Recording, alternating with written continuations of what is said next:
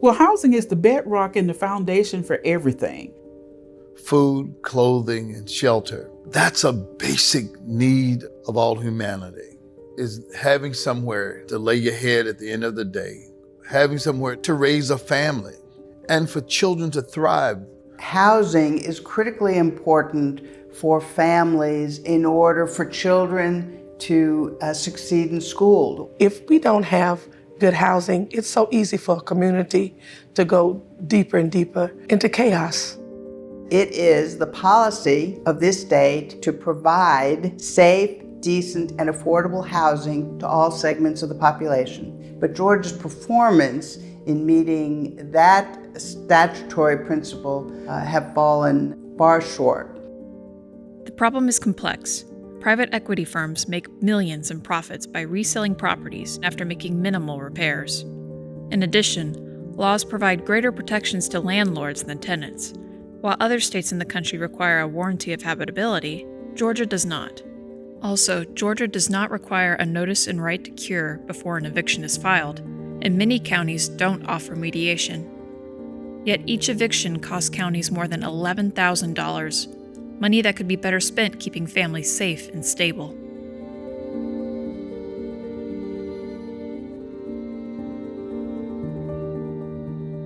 Well, we have a plethora of issues in terms of housing here in Albany.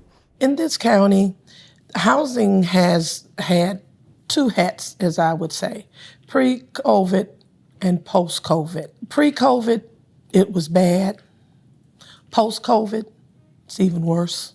It widened the gap between the haves and the have-nots, particularly harmed people of color and people in those service jobs. You know, at one time in Georgia, the highest unemployment rate was among Black women. We know that the highest risk of eviction is Black women with children, and that they are disproportionately more likely to be evicted than similarly situated white women or similarly situated families without children. In Albany, Georgia, we have a 75% Black population.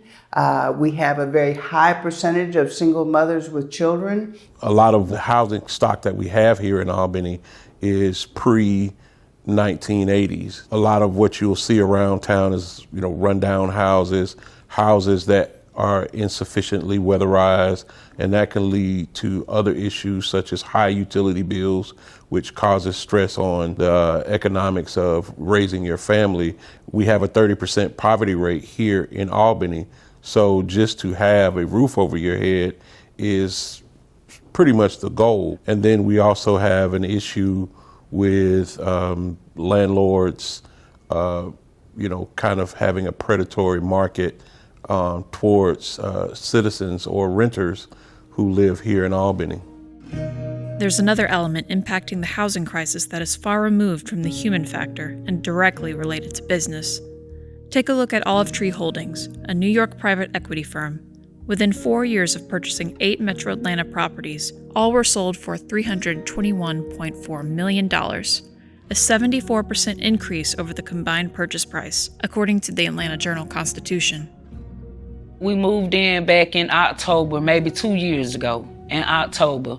It was one of the most horrible experiences that I thought I would have to go through.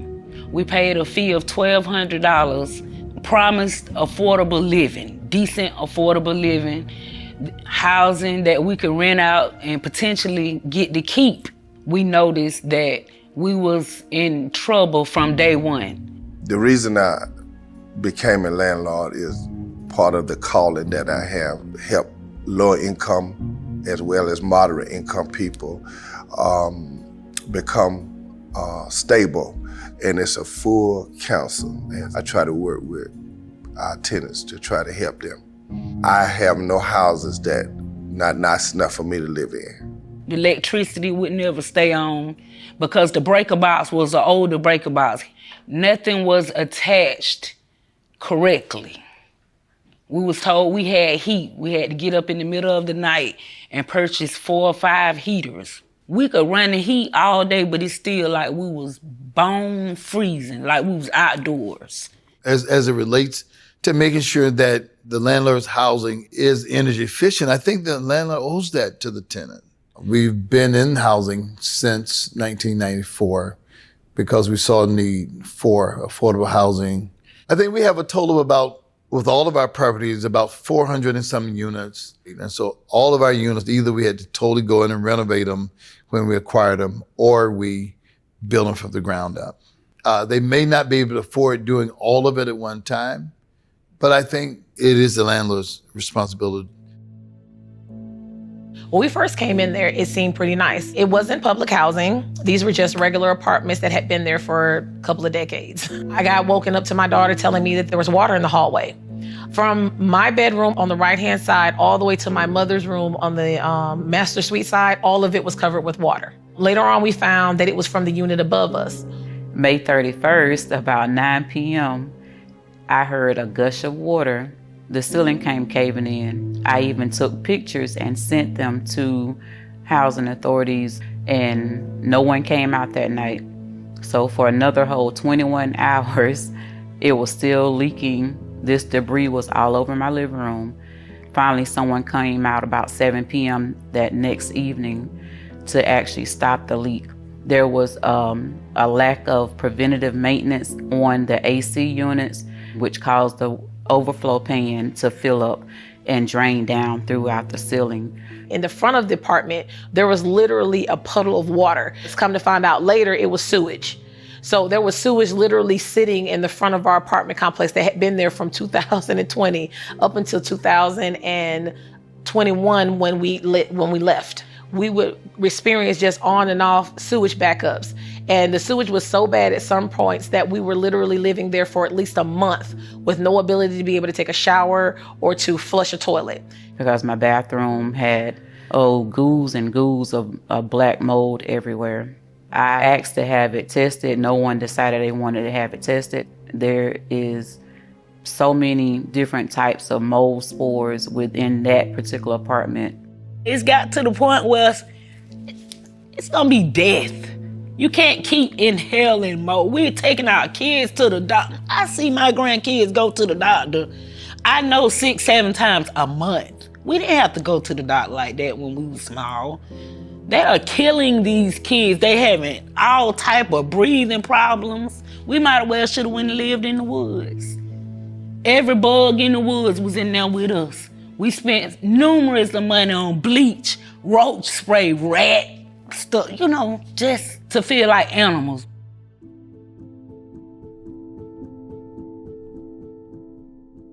We just happened to come home one day and saw a dispossession on our door. No warning, no nothing. And I was heartbroken. Nowhere to go. And then I had my husband's name on the lease, so by both our names being on the lease, you gave both of us an eviction. I done sat here and been very patient with you after you done told us numerous of times, we're gonna get to you. We're gonna get to you, Miss Key. To end up out on the streets for doing what you're supposed to do. This was December 2021. I got a letter stating that I had to be out by a certain time because my lease was not going to be renewed. They didn't give a reason as to why. Even in that situation, I was trying to find us someplace else to go. But the inventory here in Dougherty County was just so low, and I didn't qualify for public housing. Our income was too high. So we had to go and look for regular housing just like we did before. And it was just simply not there. Technically, they really only gave me 10 days to leave the property. So once you got the eviction notice, what did you do? Besides ready to run in front of a car, thought about my grandkids and why, basically, what I had to live for. And so I just didn't want to give up. I know there is a God. So I just keep praying. I just keep keeping the faith. But I shouldn't have to die to live. Every day I just feel like if I'm dead, my daughter could be somewhere safe. Maybe somebody would step up and give her a home that she needs. Well, what's a home without your mom? You know what I'm saying? I'm just gonna continue to be strong because it got to be some sunshine. It got to be some hope somewhere out here.